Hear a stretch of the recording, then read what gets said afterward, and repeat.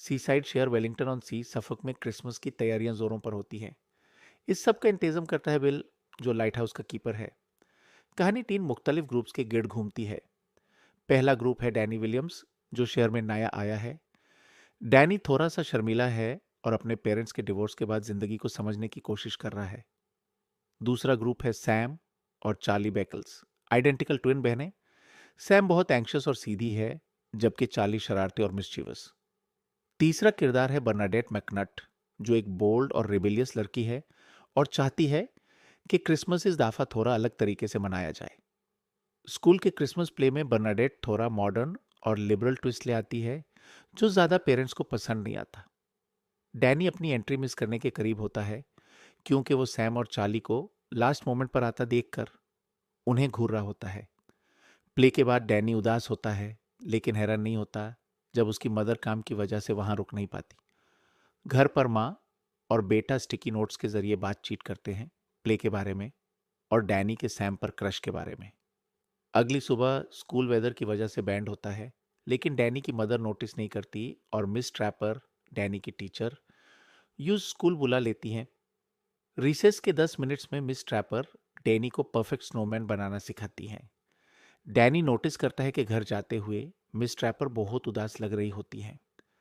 Christmas ewe पर Bernadette अपनी छोटी बहन ईवी और दोस्तों के साथ बर्न में रहती है, जबकि उनके पेरेंट्स शहर से बाहर वेडिंग अटेंड कर रहे होते हैं। बर्फानी तूफान की वजह से पेरेंट्स का रास्ता लंबा हो जाता है और गाड़ी फिसल कर ब्रिज के नीचे स्लोपे पर गिर जाती है। वो बच्चों को फोन करके बताते हैं कि वो सुबह तक नहीं आ सकेंगे और सबको साथ रहने का कह देते हैं। इसी रात डैनी के फादर का कॉल आता है कि वो ब्लिजर्ड की वजह से आ नहीं सकते।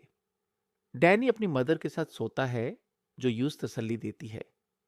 उसी रात सांता क्लॉज अपने टॉकिंग रेंडियर डैशर के साथ वेलिंगटन पहुंचता है। डैनी की जिंदगी के हाल जानकर सांता उसके लिए स्पेशल गिफ्ट्स छोड़ जाता है।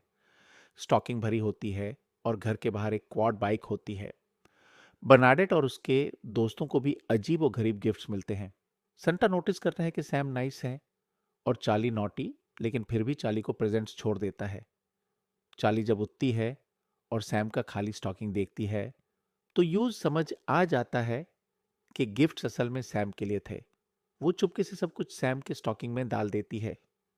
संता को यह सिग्नल मिलता है कि चार्ली असल में नाइस है और वो वापस आकर उसके लिए भी गिफ्ट्स छोड़ जाता है। क्रिसमस डे पर चार्ली को ऑफिशियली नाइस का बटन मिलता है, लेकिन वो यूज छुपा कर रख लेती है। सैम बाद में समझ जाती है कि चार्ली की सारी शरारतें असल में उसके लिए होती हैं। हत्ता कि डैनी और सैम को मिलवाने का प्लान भी वही बनाती है। बर्नाडेट सबको अपनी मर्जी का क्रिसमस मनाने में लीड करती है, जबकि ईवी हाइड एंड सीक के दौरान टर्कीज के झुंड के पीछे चली जाती है। डैनी बहुत खुश होता है, लेकिन जब यूज पता चलता है कि उसकी मदर को काम पर जाना है क्योंकि बिल की मदर बीमार हैं, वो फिर उदास हो जाता है। डैनी मिस ट्रैपर को अकेला देखकर उन्हें लंच की ऑफर करता है, लेकिन वो मना कर देती हैं और डैनी को उसकी मदर का पॉइंट ऑफ व्यू समझाती है। उधर पेरेंट्स स्लोप से निकल नहीं पाते और मिस ट्रैपर को कॉल करते हैं। मिस ट्रैपर डैनी के साथ फार्मर यरेल को मनाती है, जो उन्हें ट्रैक्टर से वापस घर पहुंचा देता है। सब पेरेंट्स अपने बच्चों से मिलते हैं और डैनी अपनी मदर के लिए इग्लू बनाता है। डैनी और उसकी मदर का रिश्ता फिर से मजबूत हो जाता है। वो मिस ट्रैपर को डिनर के लिए इनवाइट करते हैं, लेकिन वो मना कर देती हैं और अपने लेट हस्बैंड जेमी की पुरानी तस्वीरें देखती हैं, जो 1912 में फॉल्कलैंड्स वॉर में शहीद हो गया था। अचानक पता चलता है कि ईवी गुम हो गई है। पूरा शहर उसे ढूंढने निकल पड़ता है। मिस ट्रैपर कमांड संभलती हैं। डैनी, सैम और चार्ली क्वाड बाइक पर बिल के साथ लाइट हाउस का इस्तेमाल करते हैं। लाइट हाउस की रोशनी फुटप्रिंट्स पर पड़ती है, जो उन्हें बीच हट्स तक ले जाती है, जहां ईवी टर्कीज के साथ पनाह लिए होती है। पेरेंट्स पहुंच जाते हैं। बर्नाडेट अपनी माँ से माफी मांगती है और मायूस माफ कर देती है। बर्नाडेट डैनी को हीरो कहती है और डैनी हिम्मत करके सैम से डेट के लिए पूछ लेता है।